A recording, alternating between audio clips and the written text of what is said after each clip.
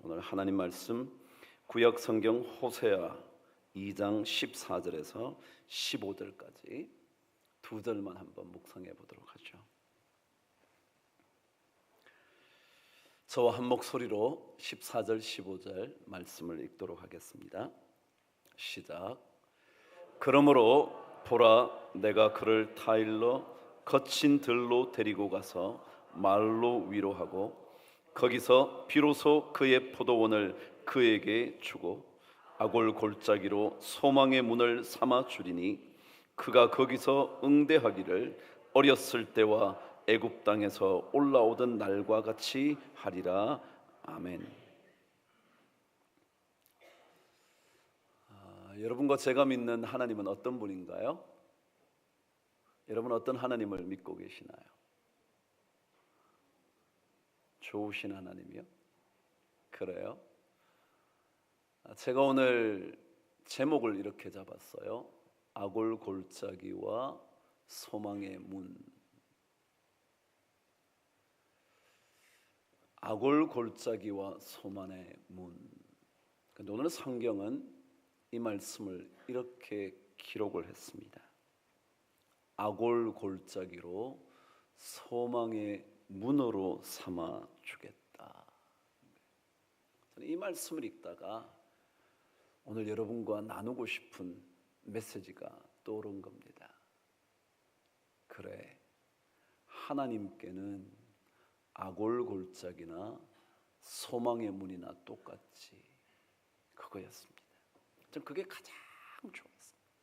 왜냐하면 하나님은 아골 골짜기든지 죽음의 골짜기든지 고통의 골짜기든지 그건 아무것도 아니에요. 왜요? 어느 순간 소망의 문으로 바꾸실 수 있는 분이니까. 오늘 말씀 그대로 아골 골짜기로 소망의 문을 삼겠다고 말씀하신 것을 보면 아골 골짜기를 순간에 변화시켜서 소망의 문으로 만드실 수 있는 분이니까. 그러니까 우리가 아무리 고난의 순간을 맞아도 염려할 거 없지 뭐. 하나님이 바꾸시려면 순간 바꾸어 버리실 테니까. 또 반대로 뒤집으면요, 우리가 너무 막 멋지게 산다고 좋아할 것도 없어. 하나님이 바꾸시려면 순간 아골 골짜기로 바꾸실 수도 있으니까. 그러니까 결국 지난 한 주간 동안 여러분과 끊임없이 묵상했던 결국 주인공은 하나님이더라고요.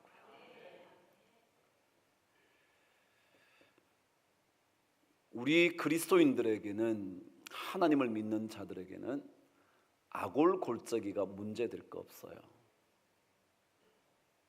아간의 범죄로 인하여 그 가족들이 죽임을 당하고 모든 소유물까지 불태워 버릴 수밖에 없었던, 그래서 그것이 고통과 죽음의 골짜기가 되었던 아골 골짜기도 문제가 안 돼요.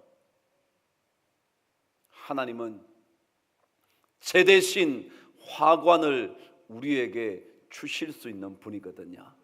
모든 것이 불타버려서 제 같은 인생 되어도 하나님이 바꾸시면 아름다운 꽃으로 관을 씌워주실 수 있거든요.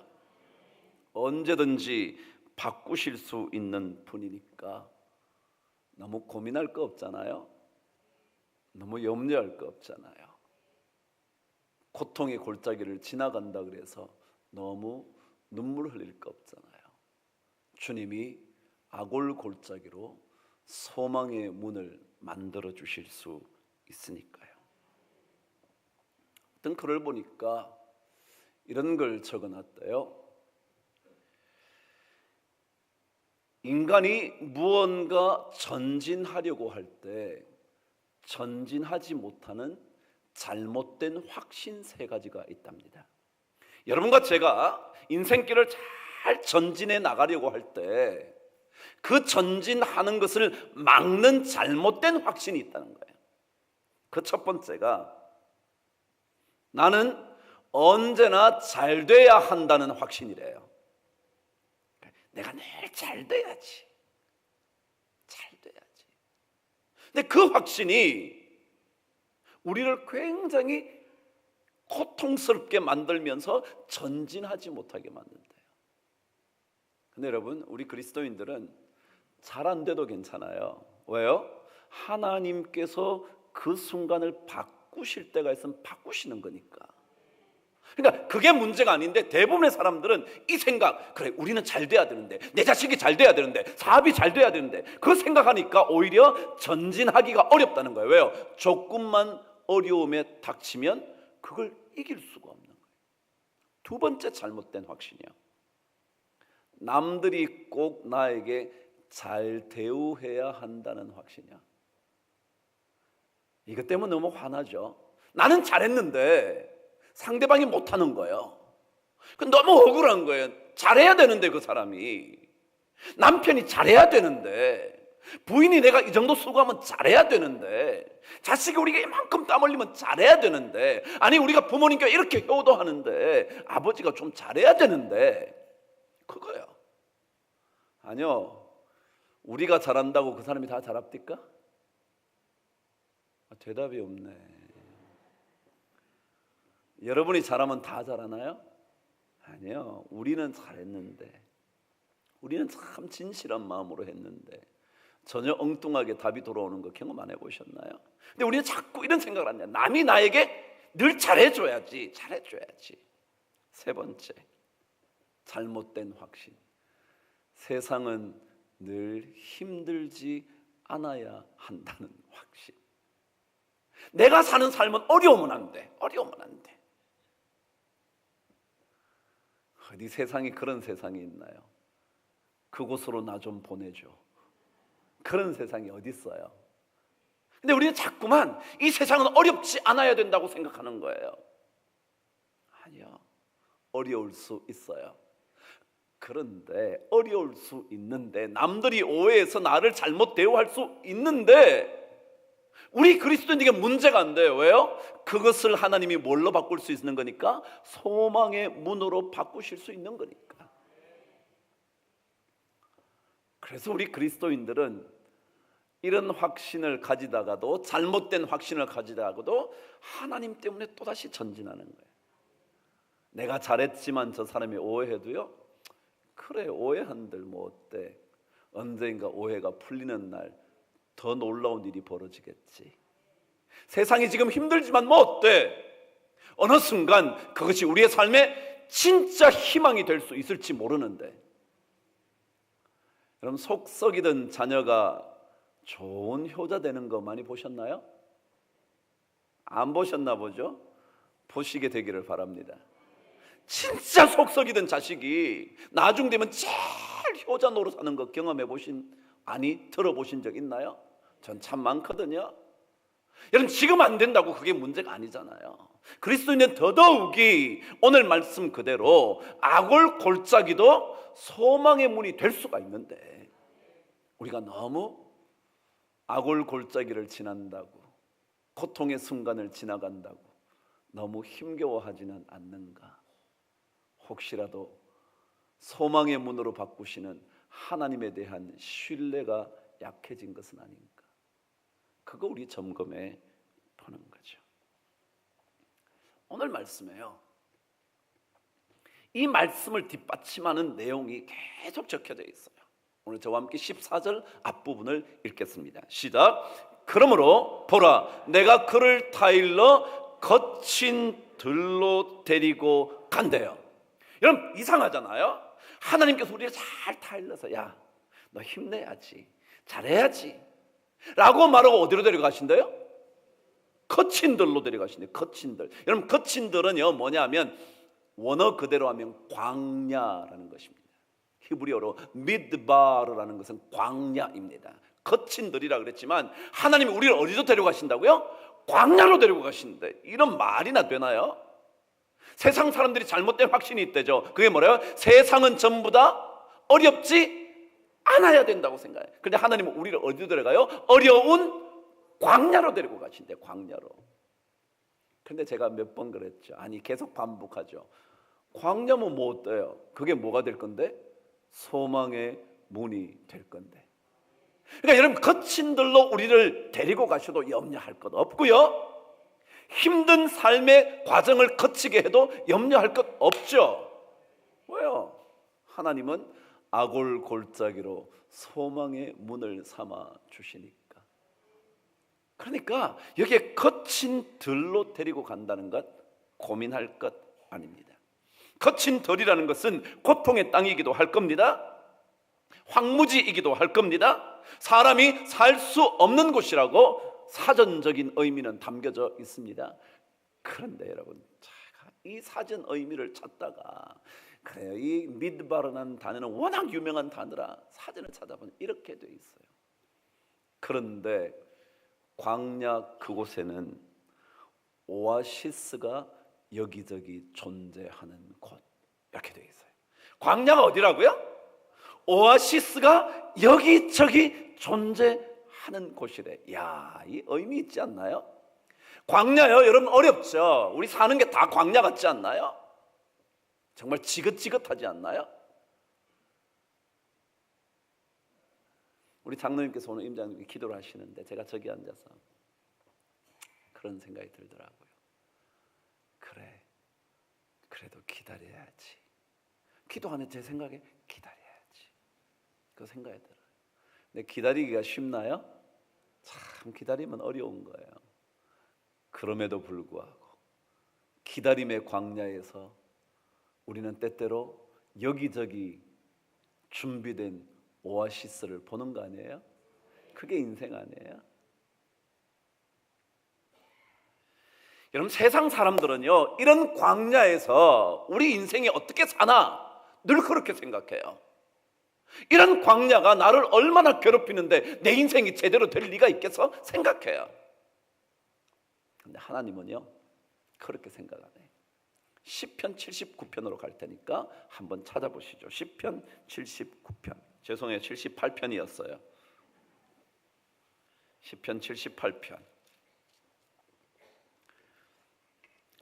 제가 19절, 20절 읽어볼게요. 여러분은 23절, 24절, 25절 읽어보실 거예요. 되셨죠? 제가 19절 읽어볼 테니까 들어보시죠. 요게 세상 사람들 말입니다. 그뿐 아니라 하나님을 대적하여 말하기를 하나님이 광야에서 식탁을 베푸실 수 있겠냐? 무릇은 이런 광야에 우리 먹을 식탁을 준비할 수 있겠냐? 다른 말로 한번 바꿔보세요. 우리 진짜 이렇게 어려운데 무슨 문제가 해결되기는 하겠냐? 아니, 한두 번 내가 하나님께 부르짖은 것도 아닌데 그게 될 리가 있겠냐? 20절도 이렇게 말해요. 보라, 그가 반석을 쳐서 물을 내시니 시내가 넘쳤으나 그가 능히 떡도 주시며 자기 백성을 위하여 고기도 예비하시랴. 그렇게 할 수 있겠냐? 없단 말이죠. 광야 생활은 그렇게 되지 않는단 말이죠. 그런데 오늘 성경 24절, 23절 읽어보시죠. 시작. 그러나 그가 위의 궁창을 명령하시며 하늘 문을 여시고 그들에게 만나를 비같이 내려 먹이시며 하늘 양식을 그들에게 주셨나니 사람이 힘센 자의 떡을 먹었으며 그가 음식을 그들에게 충족히 주셨도다. 그럼 세상 사람들은요, 그럴 리가 있겠냐? 광야 생활에 무슨 인생의 풍성한 삶이 있을 수 있겠냐? 이렇게 힘든데 우리가 어떻게 이렇게 살 수 있겠냐? 그게 정상적이에요. 그런데 하나님께서 하늘 문을 여시고 비를 쏟아붓듯이 만나를 내려주시고 메추라기를 불러주셨다는 거예요. 그래요, 오늘 성경 말씀대로 하나님이 우리를 거친 들로 데리고 가시는 것도요, 별로 문제 안 돼.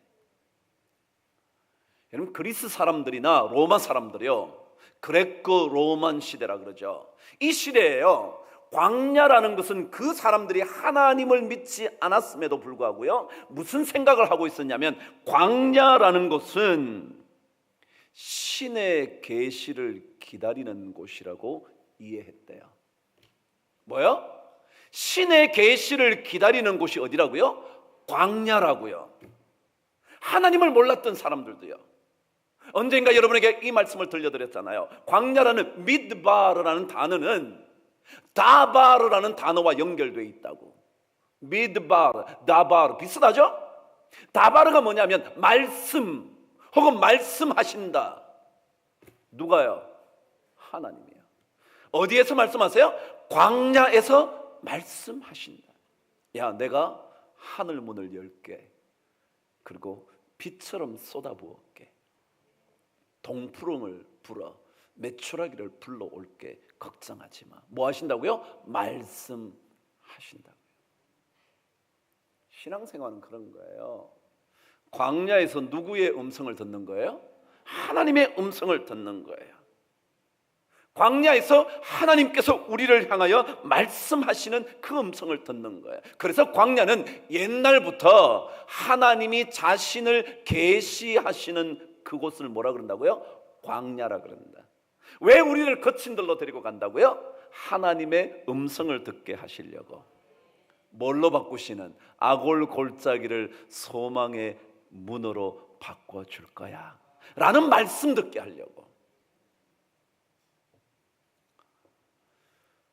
여러분, 사람들은 이렇게 말씀을 전하면 이렇게 말합니다.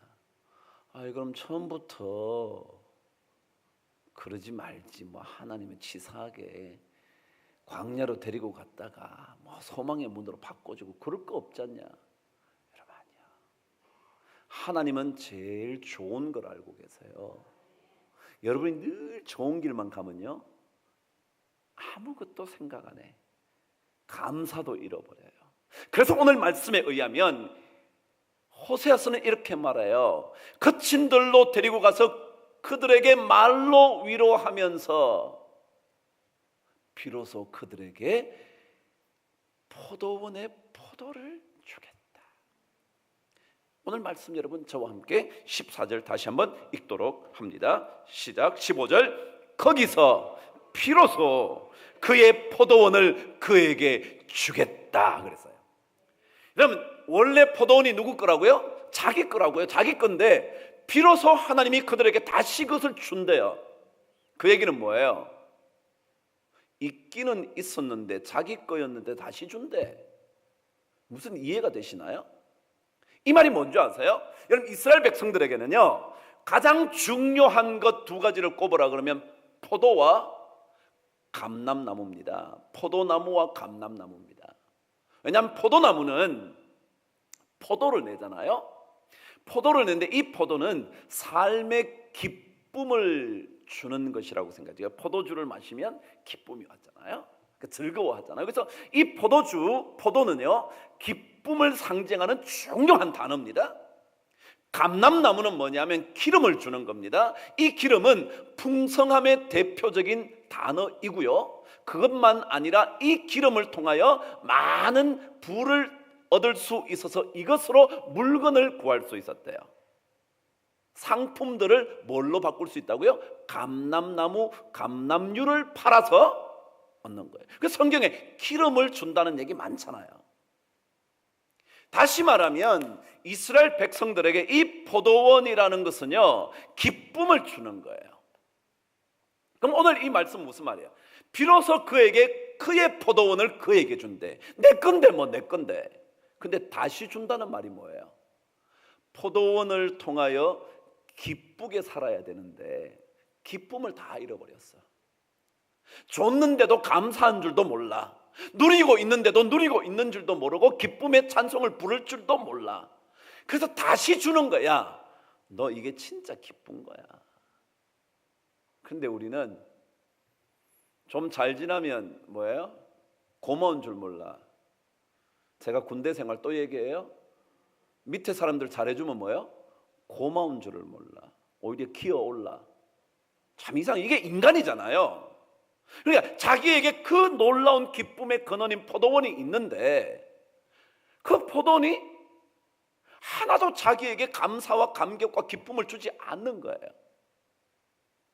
그래서 주님이 뭐라고요? 거친들로 데리고 가셔서 거친들의 삶을 통하여 그의 마음에 다시 한번 위로의 말씀을 전하면서 그때 포도원을 다시 준다. 그냥 다시 그래, 이렇게 사는 게 참 감사한 일인데. 그러면 여러분 그렇지 않나요? 지금 이렇게 사는 거 감사하지 않나요? 힘든 일이 없다고 제가 어떻게 말씀드리겠습니까? 여러분이나 저나 힘든 일이 없는 사람이 어디 있겠습니까? 그러나 이만큼 살 수 있다는 게 얼마나 감사하냐고.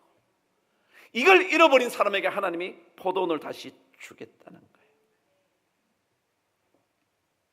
기쁨이 빼앗겼다가 기쁨이 되돌아오는 거예요. 감사가 떠났다가 감사가 회복되는 거예요. 찬송이 사라졌다가 내 마음속에 찬송이 다시 회복되는 거예요. 그게 얼마나 좋은 거냐고요. 그거는요, 광야 생활 경험 안 해보면 몰라. 좋은 것만 계속 누리면요, 좋은 줄을 몰라. 우리 인간이 그렇거든요. 그러니까 하나님은 가장 좋은 것을 우리에게 줄 수 있으신 분이고, 좋은 것이 무엇인지 알고 계시는 분이에요. 우린 조금만 힘들어도 왜 이렇지? 우리는 왜 이렇지? 그동안 참 좋은 날도 많았는데 그런 것들은 다 잊어버리고 어려움만 닥치면 왜 이렇지? 우리 집안 꼴은 늘 이렇지. 그런 것도 아닌데, 늘 그런 것도 아닌데. 잃어버린 기쁨을 되찾게 되는 은혜가 있게 되기를 바랍니다. 하나님이 포도원을 되돌려 주시는. 결론으로 가보죠. 그래서 드디어 하나님께서 아골 골짜기로 소망의 문을 삼아주겠다. 근데 여러분, 저는 이 말씀을 읽다가 또 한 가지 생각이요. 왜 하필이면 주님께서 아골 골짜기로 소망을 삼아주겠다 그러지 않고 소망의 문으로 삼아주겠다 그랬을까? 문은 뭐예요? 들어가는 거죠. 문은 들어가는 거예요. 그러니까 아골 골짜기가 당장 소망이 되게 해주면 좋은데 뭐라고요? 소망의 문이 되게 해서 문으로 들어가게 한다는 거예요. 그러니까 여러분은, 우리는 아골 골짜기를 지날 때 그래, 이제 이것이 소망으로 가는 문이야 라고 생각해야 된다는 거예요. 아골 골짜기를 만날 때 왜 소망이 안 되지 그러지 말고요, 요거는 소망으로 가는 뭐야? 문이야. 요거만 통과하면 뭐가 있어요? 소망이 있어. 그걸 알아야 된다는 거예요. 그러니까 아골 골짜기를 지날 때 우리는 전부 다 그렇게 생각해. 이걸 당장 하나님이 딱 바꿔가지고 소망으로 바꿔주면 좋겠어. 근데 성경 그렇게 안 해. 어떻게 해요? 아골 골짜기를 지날 때, 요거를 지금 지나가는 것은 아골 골짜기를 지나가는 게 아니라 소망으로 가는 문을 통과하고 있구나. 이게 중요해요. 우리는 다 어려움을 닥치면 야, 진짜 안 되겠네. 아니요, 이게 뭐라고요? 소망으로 가는 문이라고요. 아골 골짜기는요, 소망으로 가는 문이라고요. 근데 우리는 아골 골짜기가 당장 소망이 안 되면 낙심해요. 당장 희망이 안 되면 어려워해요. 아니요, 아골 골짜기를 지날 때 여러분, 그것이 소망으로 가고 있다는 사실을 기억하십시오. 세상 사람들은 죽음의 골짜기를 갈 때마다 눈물을 흘릴지 모르지만 우리는 소망을 품기 시작합니다. 아골 골짜기를 지나는데 우리 안에 벌써 소망이 막 생기는 겁니다. 와, 이렇게 살아야지. 하나님께서 준비해 놓으신 오아시스가 있지. 여기저기 흩어져 있는 그 오아시스를 발견하는 거지. 그곳에서 하나님의 메시지를 듣는 거지.